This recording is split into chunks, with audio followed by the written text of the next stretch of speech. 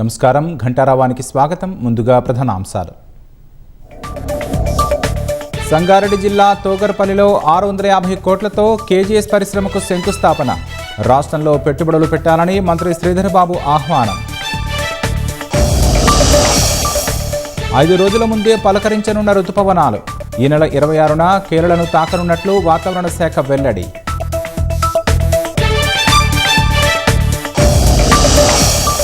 పశ్చిమాసియా శాంతికి అన్ని రకాలుగా సహకరిస్తామన్న పీఎం. క్లిష్ట పరిస్థితుల్లో యూఏఈ నిగ్రహంతో ఉందని మోదీ ప్రశంస.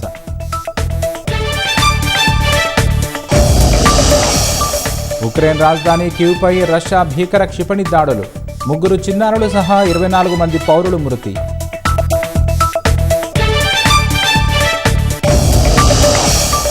జీవితకాల కనిష్టానికి రూపాయి మారకం. డాలర్తో పోలిస్తే 96.07కు పడిపోయిన విలువ.